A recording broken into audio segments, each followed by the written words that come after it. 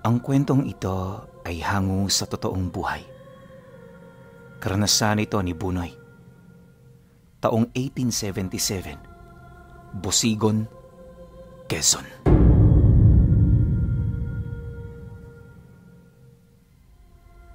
Marahil nagtataka kayo kung papaano nakarating sa ating panahon ang kwento ni Bunoy. Kung hindi nyo kasi naitatanong, nakagawian na ng pamilya nila ang pagpasapasahan ang mga kwento ng kanilang mga ninuno. Bukod sa kapupulutan nito ng aral, marami rin silang nakukuhang lihim na karunungan mula rito. Dagdag pa na nagpadala ng kwento, kaapu-apuhan siya ni Bunoy. Itong si Bunoy naman pinuno ang kauna-unahang albularyo sa kanilang angkan. Noong panahon ng Espanyol, kabilang siya sa mga mabababang uri o mas kilala sa tawag na Indio. Utusan, alipin, manggagawa, lahat yon tumutukoy sa kanilang pangalan. Mahirap mabuhay bilang isang Indio. Kaya hanggat may lakas siyang nananalaytay sa kanyang katawan, pasimple siyang naghahanap ng taong magtuturo sa kanya ng lihim na karunungan. Kagaya ng maraming tao sa panahon nila, baliw na baliw din si Bunoy sa mga kwentong may kinalaman ukol dito. Lalo na kapag usapan tungkol sa mga mutya, pagpapalayas ng mga kaluluwa at agimat. Ayon pa sa kanyang apo na, habang naghahanap ng maestro ang lolo niya, marami ng bantog na manggagamot noon sa lugar nila. Ang kaso lang, hindi rin naging madali ang buhay ng mga ito sa kadahilan ng kapag nadadakip ito ng mga Espanyol, agad silang pinaparusahan ng kamatayan nang walang kahit na anong paglilitis. Marami ang tumutuligsa sa ganoong parusa pero kagaya ng mga albularyong nadakip, kamatayan din ang sinapit nila. Hindi naglaon, naunawaan naman ng mga tao na mas makapangyarihan ang mga paring praile kumpara sa puwersa ng mga sundalo. Kapag paniniwala na kasi ang umiiral, sila na ang mga nasusunod. At ang mga dayuhang sundalo, walang ibang pagpipilian kundi gawin ng utos, labag man sa kanilang mga kalooban. Dagdag pa ng apo ni Bunoy, kaya maraming albularyo ang namamatay dahil sa itinuturing ang aral nila bilang gawain ng mga demonyo. Hindi pumapayag ang simbahan na mamayagpag ito, kaya sa kasagsagan ng pananakop, isinasabay nila ang pagpatay sa mga taong nagsasabing may alam sila sa lihim na karunungan. Ang dahilang yon ayon sa kanya, ang nag-udyok upang lumakad siya ng palihim. Ultimo kapwa niya Indio, wala siyang binabahagian ng kanyang plano sa kadahilan ng anumang oras pwede siya nitong ilaglag kapalit ng pagkain. Sa loob ng halos isang dekadang paghahanap, nanatili siyang bigo. May mga nakakasalamuha na siya noong mga antingero, ngunit alam niyang hindi pa rin sasapat ang lakas nito. Ilang araw din ang lumipas matapos niya itong makilala, nabalitaan na lang din niyang pinatay na ito ng mga sundalo. Labis-labis ang pasasalamat noon ni Bunoy dahil hindi siya naniwala sa mga matatamis nitong salita. Magmula noon, mas lalo pa siyang nag-ingat hanggang sa marating niya ang isa sa pinakamalaking bayan sa Quezon. Pagtatapat ni Bunoy na, nang marating niya ang lugar, para siyang katutubong manghang-mangha sa mga bagay na kanyang nakikita. Wala mang salapi at kakilalang matutuluyan. Nagpalaboy-laboy siya sa lugar, pilit na hinahanap ang landas ng kanyang tadhana. Subalit, buwan na ang lumipas, nanatili pa rin siyang bigo na makita ito. Sa bawat araw na dumaraan, hirap na hirap siyang makausad hanggang sa magdesisyon siyang talikuran na ang kanyang pangarap. Akmang babalik na si Bunoy sa lugar nila nang mataong mapadaan siya sa isang maliit na eskinita ng 10 oras. Habang binabagtas niya noon ang daan, napansin niyang may iilan sa mga bahay na naroon ang may nakabukas na mga bintana.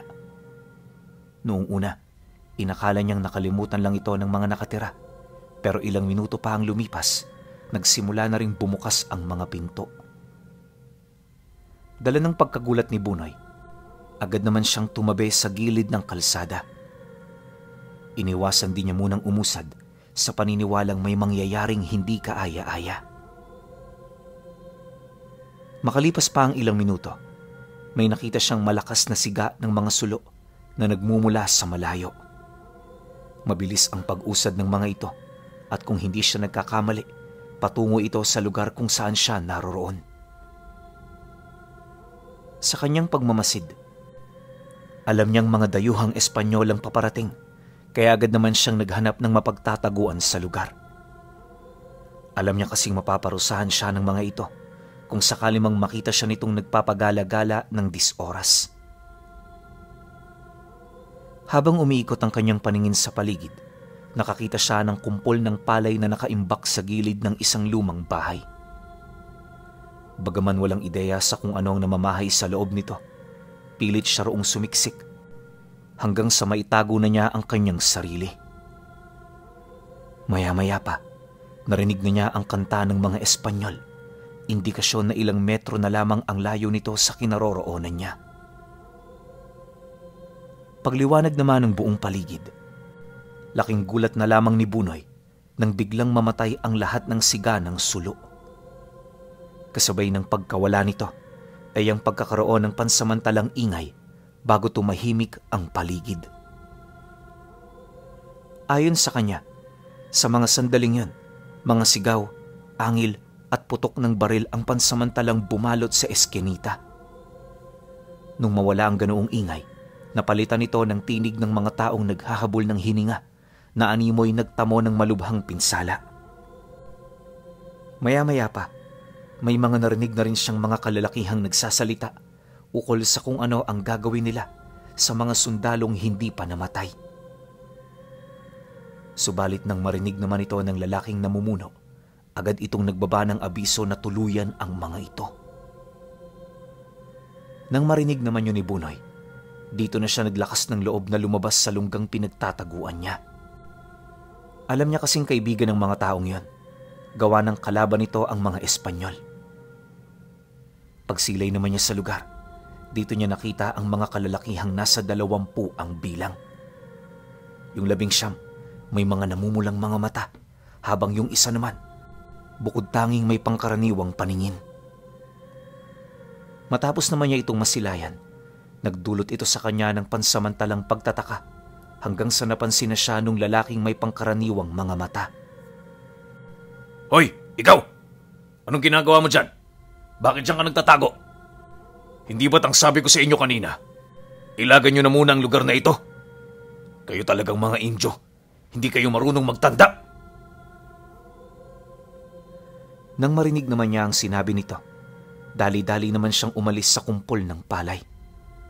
Sa halip di na tumakbo, kinumpronta niya ang lalaki upang malaman din ito ang kanyang panig. Matapos naman niyang mailahad ang lahat, kahit papaano nagawa siya nitong maunawaan. Imbis di na pagdudahan, nagdesisyon ng lalaki na isama na lamang siya para naman kahit papaano may pamilya siyang matutuluyan. Dagdag pa nito na mapanganib ang bayan para sa mga katulad niya, kaya alam nitong hindi siya magtatagal nang hindi na aalipin ng mga banyaga. Pagkarinig naman niya sa sinabi ng lalaki, hindi naman siya nagdalawang isip na sumunod. Inaasahan niya kasing yun na lamang ang pagkakataon na meron siya kung ayaw niyang maalipin ng mga taong itinuturing niyang kalaban. Makalipas pa ang ilang minutong pag-uusap, nagkaroon na nga sila ng kasunduan. Hindi man pamilyar sa kalakalan na ginagawa ng lalaki, alam niya sa kanyang sarili na yon ang pinakamagandang bagay na kanyang nagawa sa buhay niya. Dumaan pa ang mga araw. Habang mainit ang mga sundalo, palihim siyang nagtago sa mga bahay-bahay. Sa mga sandaling ito, hindi maiwasang magtaka ni Bunoy, gawa ng lahat ng mga napapasukan nila, kakilala nung lalaki. Di lang yon, nalaman din niyang ito ang pinuno ng 19 na antingero na nakipaglaban sa mga sundalo. Dagdag pa niya na kung titingnan, di hamak na mas malakas ang iilan sa mga tauhan nito, kaya hindi niya lubos maisip kung papaano ito naging posible. Nabanggit din ito sa kanya. Matagal na silang nakikipaglaban sa mga Kastila. Purong maglalakbay din sila na dumadayo sa mga lugar na kinubkub na ng kanilang mga kalaban. Sa loob ng 1 linggong pagsasama, marami siyang napansing hindi pangkaraniwan. Sa grupo niyang kinaaniban, tanging silang 2 lamang ang kumakain ng normal. Yung mga kasama nila, walang interes sa kanilang mga kinakain at ni minsan hindi niya pa ito nakitang tumikim ng kahit kanin. Dahil sa ganoong pangyayari, naisip niyang baka hindi tao ang mga ito. Yun lang kasi ang nakikita niyang sagot sa mga pangyayaring hindi niya kayang maipaliwanag. Kalaunan, nang hindi na talaga niya maatim ang mga nangyayari sa pangkat, dito na siya nagsimulang magtanong sa lalaking sumalo sa kanya. Isang hapon, habang naghihintay sila ng mga kasama sa gilid ng palayan, dahan-dahan naman siyang lumapit sa kinaroroonan nito. Pagtabi naman niya sa puno kung saan ito nakalimlim, mahinahon naman niya itong tinanong ukol sa mga antingerong kanilang kasama. Ipinaliwanag din niya kung ano nag-udyok sa kanya para itanong ito, nang sa gayoy maunawaan yon ng kanyang kausap. Nang marinig naman ito ang kanyang sinabi, bigla na lamang itong napatawa habang sumasagot sa kanya ng, Sabi ko na sa'yo noon pa, hindi sila mga pangkaraniwan, Indio. Mga antingero sila na may kagilagilalas na kakayahan. Gusto mo ba talagang malaman ang tungkol sa kanilang sikreto? Sigurado ka rin bang handa ka ng malaman ang katotohanan? May papangako mo ba sa akin na kapag nakita mo na ang lahat, hindi mo kami tatalikuran? Wag mo sanang kakalimutan ang batas ng samahan. Matapos naman itong makapagsalita, inilahad nito sa kanya na pawang kamatayan lang ang makapaghihiwalay sa kanila. Dagdag pa nito na kung hangad niya talagang makipag-isa at lumaban, kinakailangan niyang maging katulad nila. At para yon ay may isa katuparan, kinakailangan niyang magsanay sa ilalim ng poder nito. Dagdag pa ng lalaki na marahil siya na ang hinihintay nitong disipulo na matagal nang sumasagi sa kanyang panaginip. Dahil sa sinabi nito, nagdulot naman yon ng palaisipan para sa kanya. Maya-maya pa, nang akmang sasagot na siya, laking gulat na lamang niya nang may masipat siyang grupo ng mga sundalong Espanyol na naglalakad sa gilid ng palayan.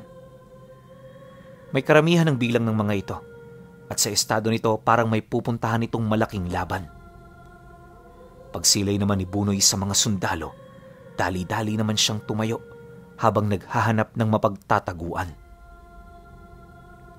Akmang papasok na siya sa isang maliit na uka nang bigla naman siyang pinigilan ng lalaki.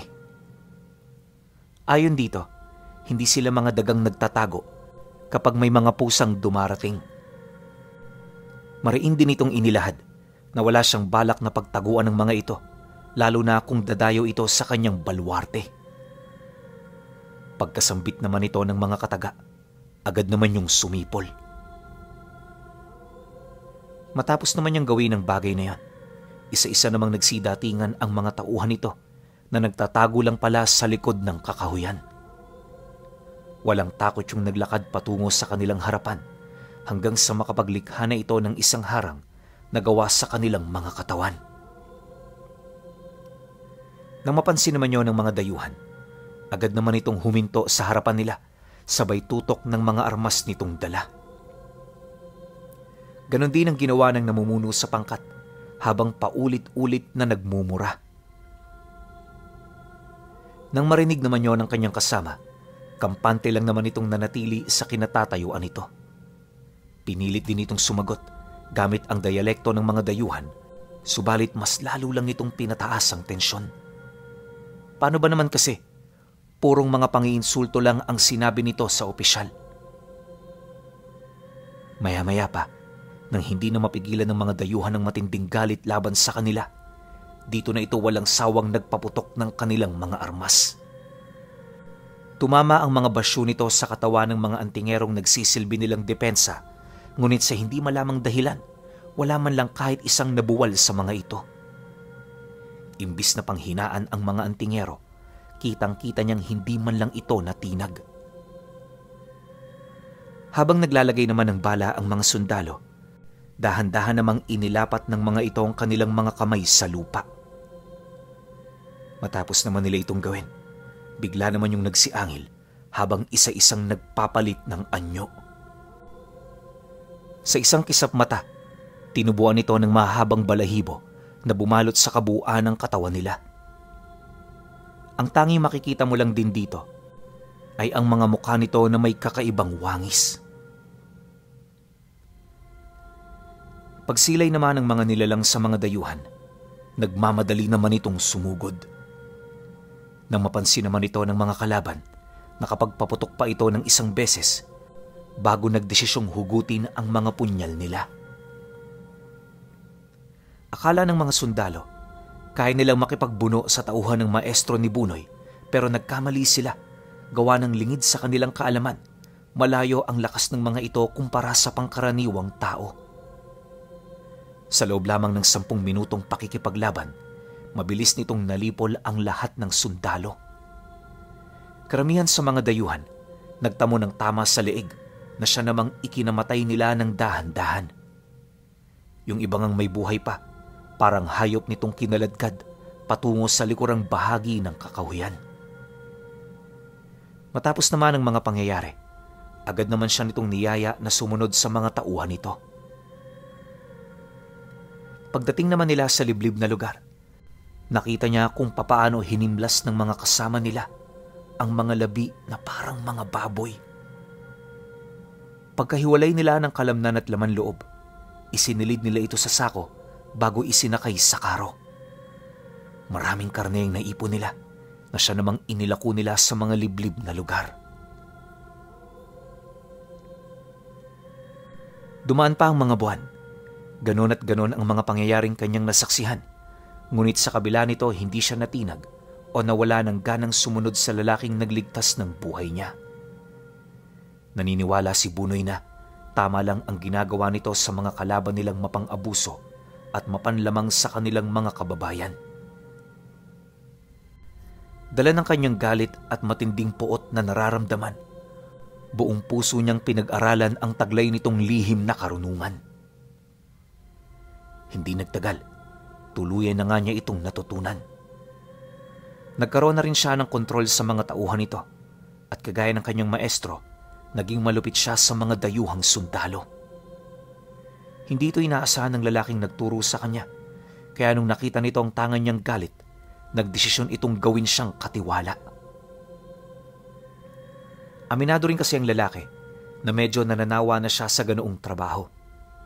Yun ang rason kung bakit naghahanap siya ng disipulo na tutulong sa kanya. Dagdag pa nito na, ngayong malakas at makapangyarihan na siya, makakapagbakasyon na ito ng mahaba-haba. Pagkarinig naman niya sa ganoong pasya, hindi siya nagdalawang isip na sumang-ayon. Mabigat man ang tungkulin na kanyang pinanghawakan, nasisiguro niyang magagampanan niya ito ng tama at maayos. Upang maging matiwasay din ang kanyang paglalakbay, binigyan siya nito ng 6 na araw para makapaghanda. Akala ni Bunoy, magpapahinga lang siya sa loob ng 6 na araw, pero hindi niya alam, ito pala ang pinakaabalang parte ng buhay niya sapagkat ang mga araw na yun pinuno, ginugol niya ang kanyang oras sa paghuhukay sa mga sementeryo. 10 labi ng mga yumaong antingero ang pinakuha sa kanya at nung makuha na niya ang mga bangkay nito, bumalik siya sa kanyang maestro para humingi ng basbas, gayon din para makuha ang buhay ng mga labing pinaghirapan niyang kunin. Kung hindi niyo kasi naitatanong pinuno, ang taong pinagkunan niya ng lihim na karunungan ay hindi aral ng kanan ang tinatangan. May mga alam naman ito sa kanan, pero di hamak na mas malawak ang kaalaman nito sa kaliwa. Kahit nang gagamot ang taong yun, hindi mo masasabing sugo ito ng anghel. Ang kanyang mga ginagamot kasi, maliit lang na porsyento kumpara sa kanyang mga pinapatay. Bagaman may mga nalalaman ang mga taong nakapalibot dito, alam ni Bunoy na nananatili pa rin itong inosente kung ang personal na sikreto ng kanyang maestro ang pag-uusapan. Maliban sa kanya, alam niyang wala ng kahit na ano pa ang nakakaalam sa kapangyarihan nitong bumuhay ng patay. Tama kayo nang narinig. May kapangyarihan ng nekromansiya ang maestro ni Bunoy. At ang 19 na antingerong nagsisilbi nitong alagad, pawang mga taong matagal nang namaalam. Purong antingero rin ng mga ito na nagkamit ng katanyaga noong sila'y nasa rurok pa ng kanilang kalakasan. Ngunit kahit matagal nang pumanaw ang mga tauhan nito, wala pa rin kahit na sino ang nakakapansin ng tungkol dito. Matapos ang 3 araw na ritual para sa mga kinuha niyang bangkay, nagawa na nga nitong may isa katuparan ang kanilang mga binabalak. Nang magkaroon na ito ng sariling buhay, dinamitan ito ng maestro niya ng katulad sa kanila. Marami rin itong usal na ibinulong dito para masigurong magiging maayos ang pagpapanggap nito kapag nakarating na sila sa mga lugar na maraming tao. Bago rin siya umalis, kabilin-bilinan nito sa kanya na umiwas siya sa kahit na anong uri ng relasyon. Obligado rin siyang isikreto ang lahat ng kanyang mga nalalaman upang hindi makagawa ng pangontra laban sa kanila ang kanilang mga kalaban. Dagdag pa nito na kahit mga kamag-anak niya hindi niya ito pwedeng pagkatiwalaan. Literal na silang dalawa lang dapat ang nakakaalam ukol sa kakayahan nitong bumuhay ng patay. Pagkarinig naman ni Bunoy sa sinabi ng maestro, agad naman siyang sumang-ayon. Nang maihanda na nila ang lahat, nagdesisyon na siyang maglakbay. Bunoy, 1 taon ang ibibigay ko sa iyo. Pagkatapos ng taong ito, bumalik ka rito. Kailangan yan para mapanatili nating sariwa ang mga bangkay na kasama mo.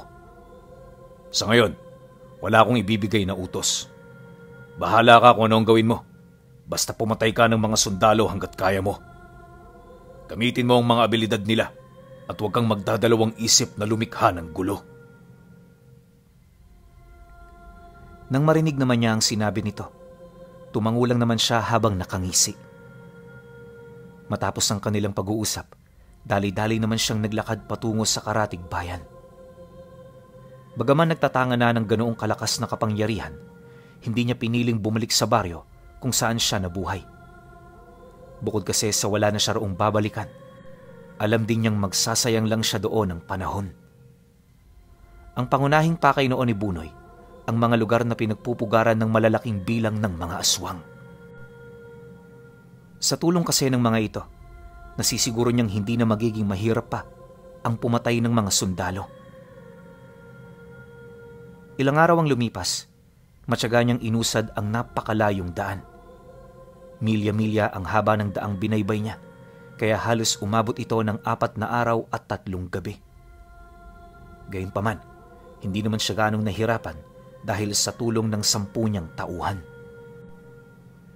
Pagdating naman niya sa pinakamalapit na bayan, una niyang pinakiramdaman ng grupo ng mga aswang na naninirahan sa dulong bahagi ng lugar. Kahit marami siyang narinig na usap-usapan ukol sa mga ito, ipinagpatuloy niya ang kanyang paglalakad hanggang sa marating na niya ang baluarte ng mga nilalang na hinahanap niya. Ilang metro ang layo mula sa pugad, may nakausap siyang mamumundok. Yun ang nagbigay sa kanya ng konting detalye ukol sa mga demonyong naninirahan sa nyugan. Ayon dito, totoong may pugad doon ng mga aswang. Ito rin ang dahilan kung bakit napakadalang ng mga sundalo sa lugar. Manong, mag-iingat kayo kung papasok kayo ha. Dahil ang mga naninirahan dyan, galit sa dayo. Hindi rin sila mga ordinaryong tao. Kaya sa sandaling matiktikan nila kayo, pagtakbo na lang ang pupwede niyong gawin. Kung ako sa inyo, bumalik na kayo sa bayan. Huwag na kayong tumuloy. Nang marinig naman niya ang babala ng lalaki, sa halip na kilabutan at masindak, pinili niyang ipagpatuloy ang kanyang lakad. Pagsilay naman ng tagaroon sa kanyang ginawa, hindi na rin siya nito binalaan. Nagpatuloy na lang din yun sa pag-usad, indikasyon na nagawa na nito ang kanyang parte. Maya-maya pa, nang mapagtanto naman niyang sila-sila na lamang ang nasa nyugan, dito niya na isa-isang tinawag ang mga nilalang. Hindi pa siya nakontento. Hinalughog niya pa ang bawat lugar dito hanggang sa nakuha na niya ang atensyon ng isang angkan. Kung hindi nagkakamali itong si Bunoy, lahi ng mga abwak ang kanyang nakasagupa. Sa estado ng mga ito, alam niyang hindi ito marunong makipagkaibigan, kaya imbis na magsalita pa ng kung ano-anong pasakalye, direkta niyang inilahad ang pakay niya. Ayon sa kanya, kailangan niya ang tulong ng mga ito para sa gagawin niyang plano. Dagdag pa niya na wala itong karapatang tumanggi, gawa ng sa mga sandaling yon, siya na ang may hawak sa buhay ng mga ito. Mariin din niyang inilahad na sino man sa mga nilalang ang maglalakas loob na tumutol, papaslangin niya sa harap ng mga kadugo nito. Nang marinig naman yon ng mga taong kanyang kaharap, agad naman niyang nakita sa mukha nito ang matinding galit. Yung iba, halos hindi na mapakali, na animoy gustong-gusto na nitong sumugod. Hindi nagtagal, dito na nagsimulang humarap sa kanya ang gabunan ng angkan para makipag-usap ng mahinahon. Pasensya ka na, pero hindi kami papayag sa mga ganyan. Lalo na sa kagaya mong isang pangkaraniwang tao lang. Alam mo ba, kayang-kaya ka naming ilibing ngayon dito. Pero hindi namin yan gagawin. Ang gusto ko bago ka namin patayin, malaman namin ang totoo mong ipinunta. Nagdala ka pa ng mga antingerong kasama. Alam mong hindi kami nakikipagtrabaho sa mga yan. Dahil sa sinabi nito, matapang niyang inulit ang kanyang mga sinabi. Hanggat maaari, iniwasan na rin niyang magpaliwanag ng kanyang panig upang ipakita sa mga abwak kung sino sa kanila ang masusunod. Makalipas pa ang ilang minutong pag-uusap, mas lalo namang tumindi ang tensyon hanggang sa bigla na lamang silang sinugod ng mga kasamahan nito. Nang mapansin naman yun ni Bunoy, agad naman niyang dinasala ng 10 antingero dahilan para magpalit ito ng anyo.